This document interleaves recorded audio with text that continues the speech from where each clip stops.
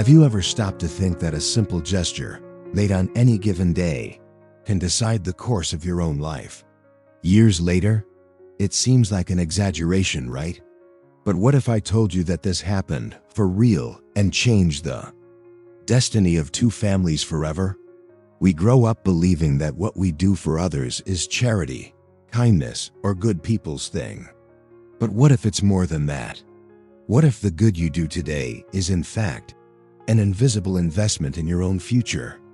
In this story, a man reached out, donated blood to a stranger, and forgot about it. What he didn't know is that this gesture would save his life when everything seemed lost.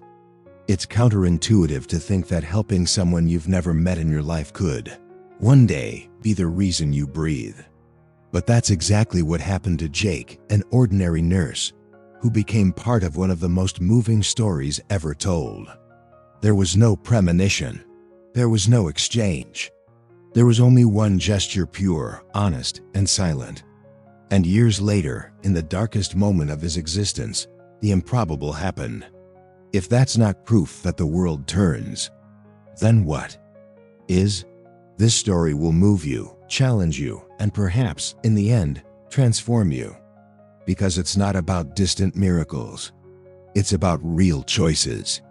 And who knows, after hearing this, you might be the next link in this chain of humanity that changes lives.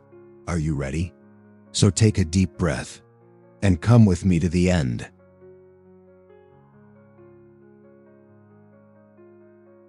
On that warm spring morning in Austin, Jake wasn't expecting much beyond the routine. The alarm went off early, the coffee was getting cold in the forgotten mug on the sink, and the streets were already coming alive with the typical rush of a city that never stops.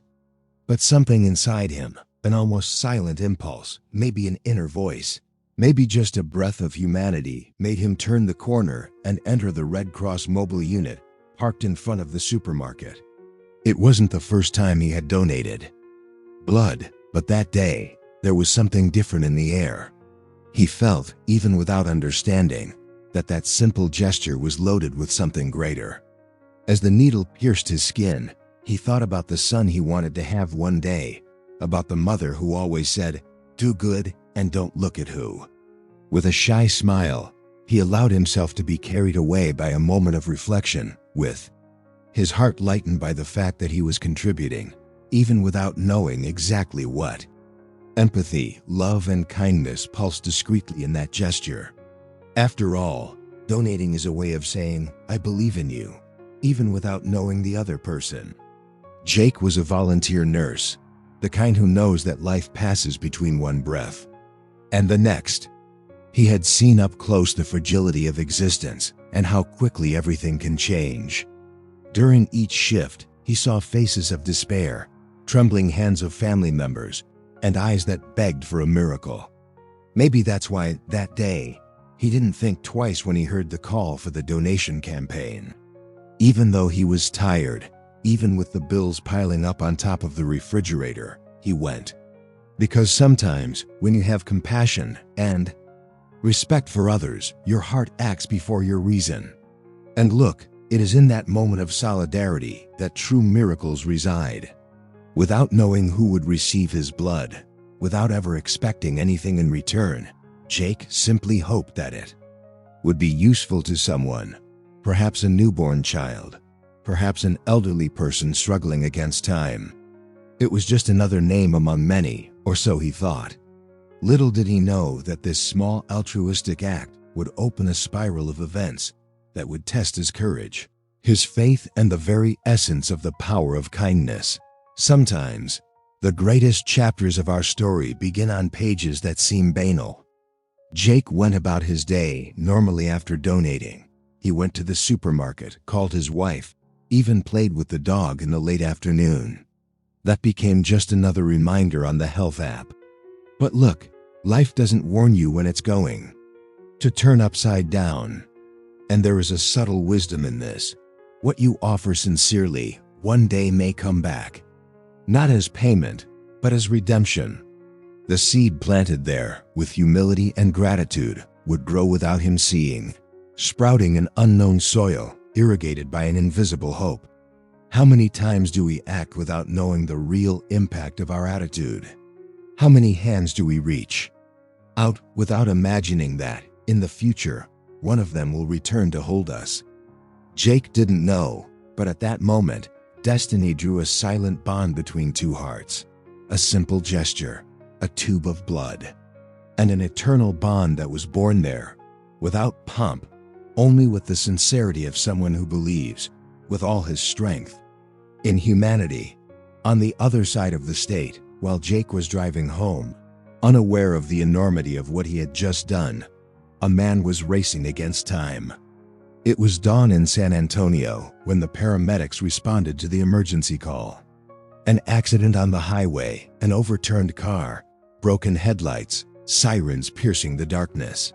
Inside the vehicle, trapped in the wreckage, was Thomas, a father of 3, an insurance salesman, who dreamed of starting his own business and who, that night, just wanted to go home after a long day. His body was losing blood too quickly. The scene was brutal. And there, in that chaos of twisted metal and pain, his life was slipping away like sand through his fingers. The ambulance arrived in time, but the doctors were clear. Without an immediate transfusion, Thomas would not see the dawn. And it was at that moment, like a divine breath, that Jake's blood appeared, compatible, pure, vital, a ray of hope in the midst of fear and insecurity. The hospital was operating at a frantic pace. Nurses rushed about, surgeons prepared the room, and Thomas's family received, in the silence of the hallway, the broken news that no one wants to hear. Meanwhile, the blood that Jake had donated that morning arrived, almost like a silent messenger of destiny. The transfusion began in a hurry, and Thomas's heartbeat, which had previously been weak as a dying breeze, began to stabilize. The surgery went on with tension, sweat, and perseverance. On the faces of the health professionals, there was more than technique. There was resilience. There was understanding for the human drama that was unfolding there. When it was all over, there was no applause. Just a collective sigh. Thomas was alive. And in the hospital file, among medical records and charts, there was a small, almost invisible note. Blood donated by J.R. Austin. Nothing else. No full names, no recognition. Just the silent evidence of a miracle created by unknown hands. The next morning, while Thomas was still asleep under the effects of anesthesia, his children came into the room with drawings in their hands and eyes, full of fear and hope. They didn't know that their father's life had been saved by a complete stranger, someone they would never meet, or so it seemed. The oldest, 12 years old, asked his mother if he could thank God. She smiled with tears in her eyes and sighed, "Yes, my love," because someone out there chose to do good.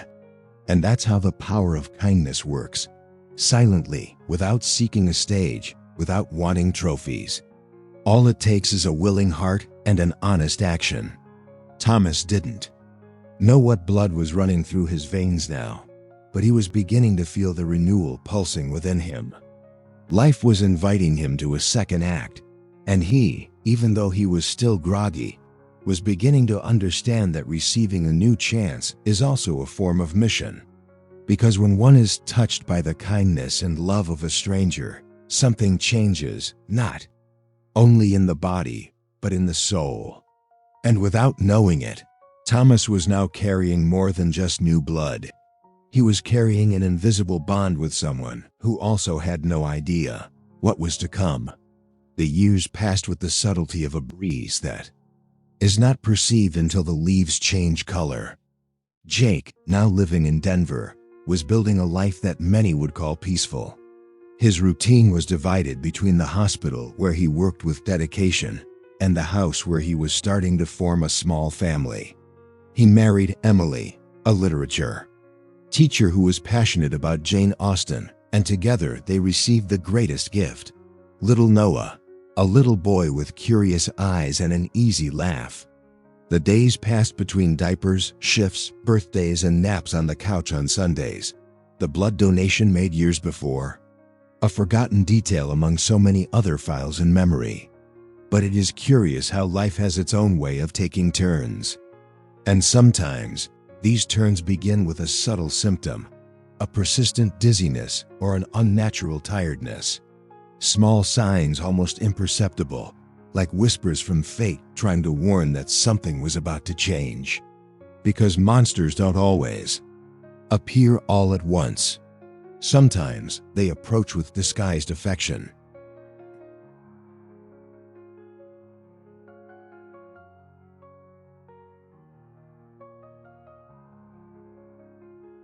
Jake began to feel a weight on his body, not just physical, but existential. Routine exams began to show small changes. The hematologist ordered new tests. The fatigue that had previously been explained by rushing around now had no excuse. Conversations at home began to have longer silences, and smiles were accompanied by a shadow in the eyes. Emily tried to keep hope alive, like a candle protected from the wind. Noah, innocent, drew his father as a superhero, and Jake, even weakened, tried not to disappoint him. It is in these moments that resilience becomes a daily necessity, almost like brushing your teeth. It needs to be done, even without the will. Jake, even without knowing it, was entering a new type of journey. An adventure not chosen, but that would require courage, faith, and a type of love that goes beyond rational understanding. And like every good story, it begins silently, with a protagonist who does not yet know that he will be tested beyond his own limits. Life, which used to be made up of plans, began to be measured in appointments, reports, medical terms that seemed more like secret codes. And what was just tiredness became worry. Jake tried to maintain his routine, kept going to the hospital, taking care of patients, listening to hearts beating on monitors, trying to ignore his own that was already beating on alert. When the diagnosis was finally considered, he took a deep breath. He still didn't know for sure what it was, but something inside him already understood. Because sometimes the body knows before the mind, and fear. Oh, fear begins to infiltrate like a fog. But Jake had something that many don't have, a solid emotional foundation, built with kindness, commitment, and a deep sense of compassion. He looked at Noah, at Emily, at the late afternoon sky over Denver, and silently promised, "I will fight," even without knowing what. Still, because there are stories that prepare us little by little, and there are pains that only announce what is to come. The day of the diagnosis came like a thunderclap in a seemingly clear sky. Jake had already sensed that something was not right, but hearing the name of the disease, pronounced with the clinical coldness of an experienced specialist, was like being punched in the chest. A rare degenerative condition, and worse, blood-related. As if the very river of life within him was being contaminated by something that could not be seen or felt immediately, only gradually destroyed. "Urgent transplant," said the doctor, with restrained understanding, as if he knew he was delivering a sentence, but also a small chance. Emily cried silently. Noah, seeing his parents hugging for long minutes in the hospital parking lot, did not understand, but felt. The loneliness of such news does not lie in the number of people around, but in the dimension of the uncertainty it brings. And Jake, there, between tears and silence, knew that his true battle was just beginning. One that would require not only medicine, but also hope, faith, and the strength of someone who had already chosen to be a light for others. The biggest challenge? Finding a compatible donor. With his extremely specific blood type and a genetic mutation that made everything more complex, the chances were slim to none. The doctors were clear. The search would be national, perhaps international. He would be at the top of the list, but even that would take time, and time was precisely what he didn't have. Every day, his energy dwindled, his cells became sicker, and the looks around him carried a painful mix of love and fear. Jake tried to keep his good humor, even when fatigue forced him to sit down after 2 minutes of standing. Maybe I'll become a superhero after the transplant, he would say to Noah, laughing with effort. But the truth is that he was learning a new dimension of humility, that of needing others without losing his dignity. Receiving is not weakness, it is also an act of trust. And at that moment, he needed to trust more than ever, in medicine, in people, in the invisible, in the power of kindness that he himself had once given to the world. The nights grew long.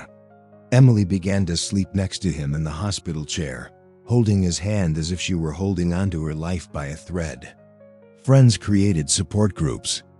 Neighbors brought food, and anonymous donations began to appear.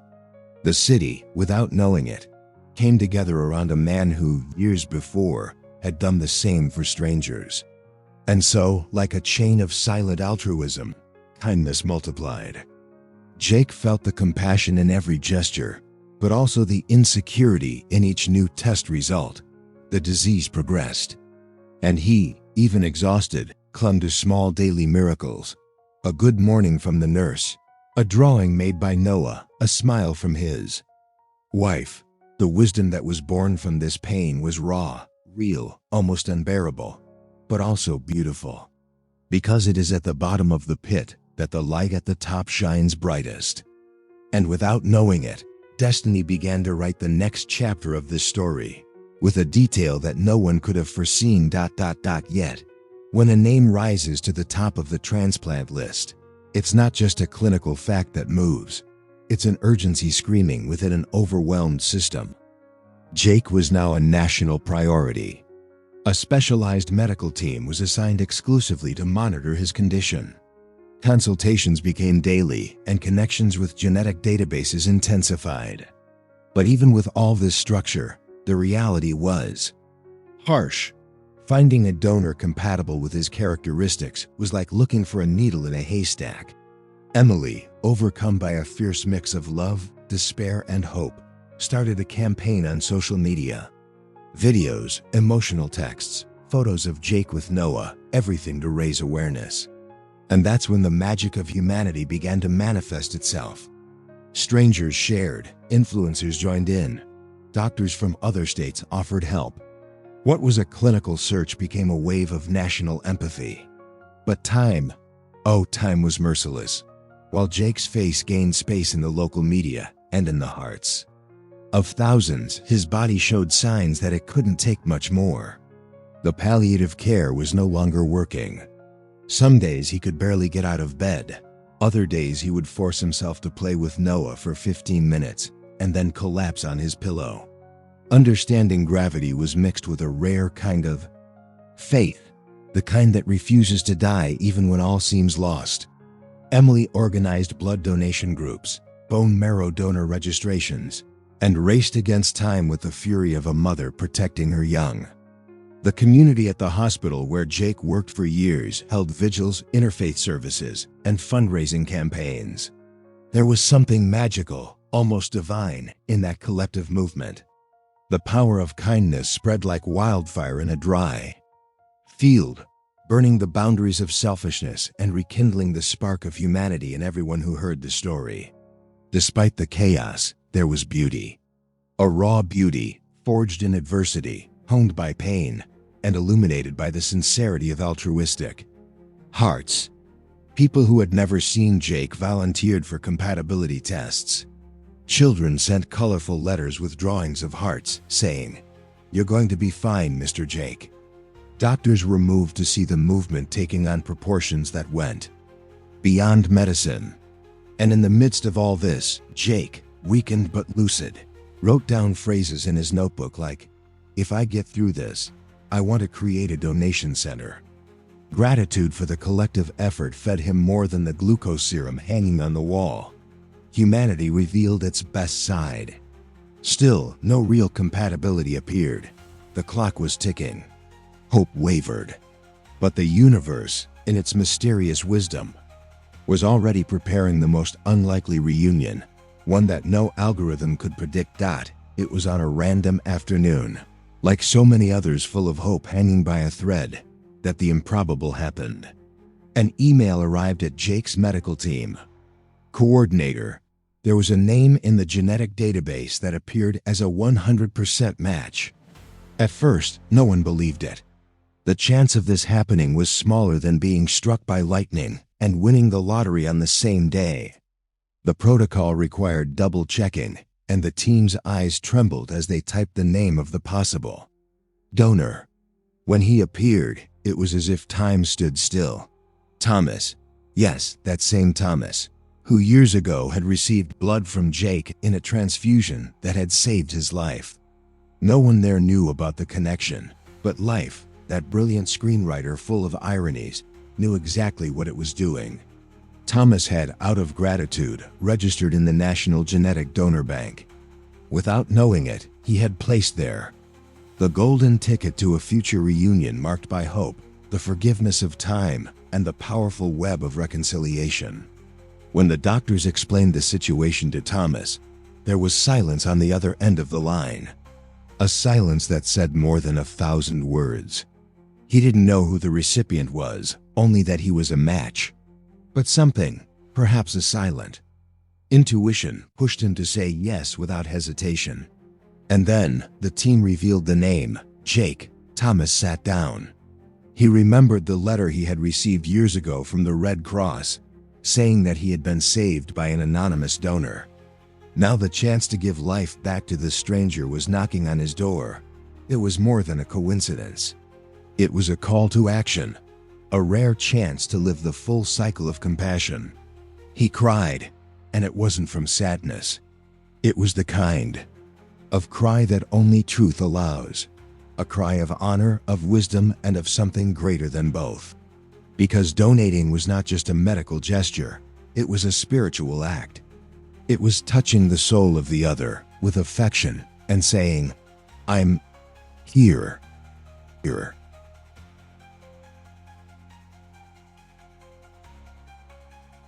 The procedures were streamlined like never before. Time, once a merciless enemy, now seemed to want to help. The team was moved at each meeting. Jake's family could hardly believe it. Emily knelt in the hospital chapel, not to ask for help, but to thank him.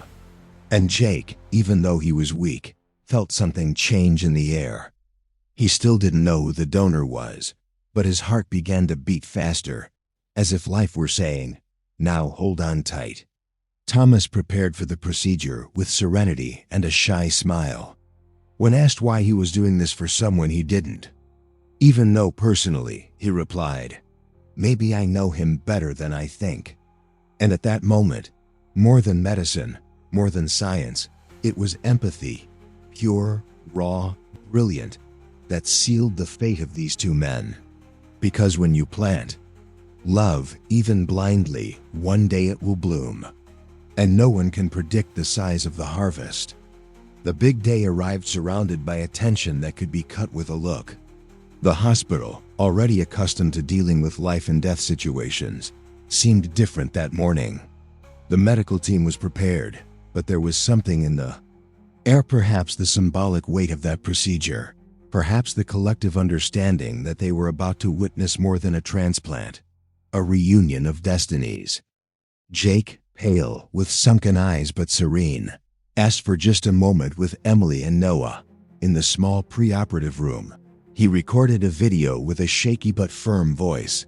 "If I don't make it through this, know that it was worth donating. It always is." And there, in that simple sentence full of wisdom, he left recorded not only his love for life, but his unshakable belief in the power of kindness. Doctors, nurses, technicians, everyone knew. This was not just surgery. It was an act of reconciliation between souls that, in some way, had always been connected. Thomas, meanwhile, was waiting in the other wing. He smiled with teary eyes, trying to hide his anxiety with light jokes. "I hope he doesn't reject my stubborn blood," he told a nurse, eliciting an emotional laugh. He knew his gesture was grand, but he refused to be labeled a hero. "It's only fair," he said, and perhaps it was. Fair that the cycle would come to an end, that life would offer a chance to return what had once been received. The procedure required surgical precision, physical resilience, and a gigantic dose of faith. For hours, two teams worked like artists in sync, one removing, the other receiving. Jake, unconscious, dreamed of his childhood, of the smell of his grandmother's house, of Noah's first smile. Emily and her family prayed, meditated, held each other's hands, cradled by an almost tangible hope. Because there, in the surgical center, not only a heartbeat, but a story that the world needed to hear. The hours passed like compressed eternities. Outside, the silence was heavy. Every nurse who left the room was questioned by eyes hungry for news. Until finally, the door opened. The head surgeon appeared with an exhausted face, but with a sparkle in his eyes. Everything went well, and it was as if the air returned to everyone's lungs. Emily fell to her knees. Noah, not understanding everything, smiled.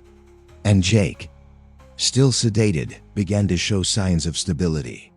His body accepted the new, as if it knew that it already belonged to him. Behind the scenes, the doctors hugged each other in silence, overcome by emotion. Because there are times when science achieves what the soul already knew. Healing begins long before anesthesia. And there, among wires, machines, and tubes, a new chance was born. Not just to live, but to inspire. Because surviving is a biological act, but living is an act of love. The days that followed the surgery were full of pure tension and restrained breathing. Every heartbeat monitored, every line on the graphs, was a reminder that Jake's life was still walking a tightrope between fear and hope. But he was resilient, the kind of soul that doesn't give up easily. Little by little, signs of recovery began to appear. His blood pressure stabilized, his skin color returned, and his previously cloudy gaze began to regain clarity. Emily, who was inseparable from his hand, cried silently when she heard the first "I love you" whispered after surgery. It was as if the universe answered the prayer of so many voices that vibrated in unison for his recovery. Gratitude overflowed. Jake was not only grateful for his life, but for every gesture, every word, every shared silence. Humanity revealed, once again, its power when it unites for something greater than itself. Still recovering, Jake received a visit that would forever seal the most incredible chapter of his existence. Thomas entered the room with timid steps, holding an envelope. There was no rehearsed speech, no grandiose words. When their eyes met, everything was said. The hug between them lasted seconds, but it seemed like an eternity. It was a meeting of souls that already knew each other without knowing it. Jake cried with his face pressed against the shoulder of that man whom, years before, he had saved with a faceless, nameless gesture. Thomas humbly simply said, "You gave me life. Now I have only given it back." In that hospital room, there was no debt. There was a silent bond of affection, reconciliation, and emotion that could not be contained in any language. The envelope? It contained the drawing that Thomas's son had made after the first transfusion. "This here is the hero who saved my father." Now that hero had a name, a face, and a life. Jake's recovery was slow, but marked by moments of profound inspiration. He relearned how to walk, to eat, to breathe deeply without pain. And most importantly, he relearned how to live fully. Every morning felt like rebirth. Every smile Noah gave me was a reminder of why he fought. Emily, her eyes shining with love and relief, said she would marry him again if she could. And Jake, now with more wisdom in his eyes, began to keep a journal. In it he recorded not only his journey, but also reflections on empathy, the beauty of unlikely encounters, and the incalculable value of kindness. He visited patients in recovery, told his story, and listened to many others. He transformed his pain into a mission. Not as a martyr, but as a human being who hit rock bottom and came back with a torch in his hand. Because sometimes the greatest form of perseverance is simply to keep going and make it a bridge to touch other lives with honesty, hope, and love. Jake and Thomas's story, as unlikely as it was moving, quickly spread beyond the hospital hallways. It all started with a simple post by Emily on Instagram, a photo of the two men hugging, still in the recovery room, with the caption, "When saving someone means saving yourself." Within hours, the post went viral. Local newspapers began to publish stories, radio stations mentioned the case, and soon the major media outlets, CNN, NBC, ABC, wanted to know more. Nurse saves stranger with blood donation. And years later, the stranger saves the nurse. It was the kind of headline that touched people deeply, that awakened collective empathy, that rekindled faith in difficult times. Jake and Thomas were invited to Good Morning America, where, live on air, they moved millions. They spoke without rehearsal, with the sincerity of those who had experienced it firsthand. And that was enough to turn emotion into movement. Publishers began to get in touch. The story touched people not only because of the statistical coincidence, but because of what it revealed about the power of kindness. Jake began receiving messages from people all over the country, mothers, teenagers, war veterans, saying that they would donate blood, that they would take a compatibility test, that they would help someone, even if they didn't know who. Thomas, in turn, began giving lectures at schools, universities, and companies, talking about gratitude, reconciliation, and the value of small gestures. Together, they created an NGO dedicated to promoting voluntary donations and supporting patients awaiting transplants. It was more than a project, it was a legacy. Because when two lives intersect in such an extraordinary way, the message that remains is clear. Even in the darkest moments, the light of human love can open paths that were previously unthinkable. Social media exploded with the hashtag #DonateLikeJake, accompanied by thousands of stories inspired by the case. Public health campaigns used the story as an example of altruism. The documentary produced by Netflix, Between Veins and Destinies, became one of the most watched on the platform in the month of its release.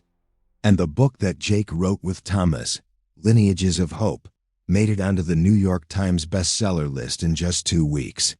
But for them, the greatest recognition was something else, the certainty that they had planted something good in the hearts of thousands.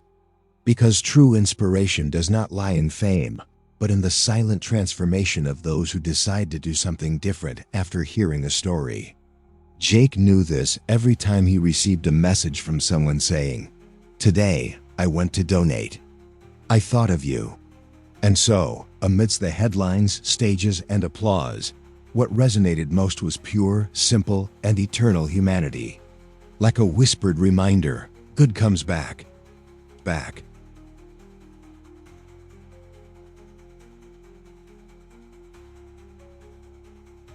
What if you were in Jake's place, facing the cold silence of an unwarranted diagnosis? Or in Thomas' place, with the unexpected chance to repay a gift that he once received from someone invisible? This story, as extraordinary as it may seem, does not belong only to them.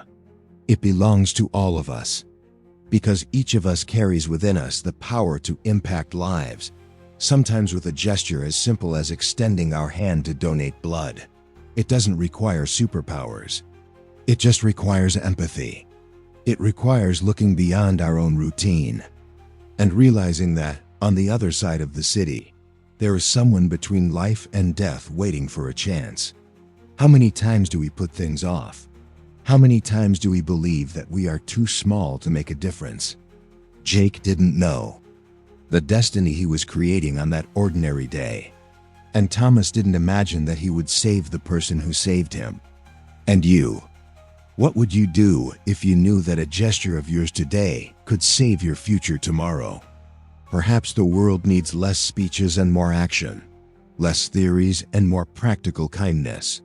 Donating blood, donating time, donating attention, donating a hug. These are acts of love and sincerity that create invisible ripples. When Jake donated, there was no celebration. When Thomas saved someone, There was no prediction. But both, moved by compassion, wrote one of the most touching stories of recent years. And this story continues to be written each time someone chooses to act for the good without expecting anything in return. Maybe it's time for you to ask yourself, what do you have to offer today? It doesn't have to be grand. It has to be true. And above all, it has to come from the heart. Because it is this kind of attitude that feeds the power of kindness in the world, this invisible thread that unites strangers and intertwined destinies. Jake and Thomas were not just characters of a coincidence. They were instruments of a much greater message. So, before you turn off this video, allow yourself a pause. Think about who you can reach. What small gesture, but full of courage and humanity, can be the beginning of a transformation? What if life, in its mysterious wisdom, is just waiting for you to act? If you have health today, use it with purpose. If you have a voice, use it with hope. And if you have love inside you, and I know you do, give. Because one day, perhaps, this love will return in the form of an unexpected hug, an unlikely reunion, or even the chance to live when everything seemed lost. Are you ready to be a part of this? The decision is yours. But remember, the world changes not with great revolutions, but with simple actions by extraordinary people. Like you. And now that you know this story, what are you going to do with it? Are you going to go on with your life as if nothing had happened, or are you going to allow something inside you to move? Because the truth is hard, but liberating. Either you choose to be part of the problem, of indifference, of apathy, or you become part of the solution. How many lives could you change with a simple gesture? And most importantly, how many times could you be saving yourself without even realizing it? What are you waiting for to donate blood? To be kind to a stranger? To say yes when someone needs it? What do you need to feel to finally understand that the good you sow today can be the ground that supports you tomorrow? Be honest with yourself. When was the last time you did something truly altruistic? Have you ever stopped to think that your attitude could be the only thing between someone and death? What if it were you in need? What if it were your child? If this story touched you in some way, if it touched your soul, then share it. Comment below. What did you feel? What did this story inspire you to do? And of course, if you want to continue learning, being moved and evolving with real and transformative stories like this, subscribe to the channel now, activate the bell, and come be part of this community that believes in the strength of empathy, love, and the power of kindness. Your next action can change everything.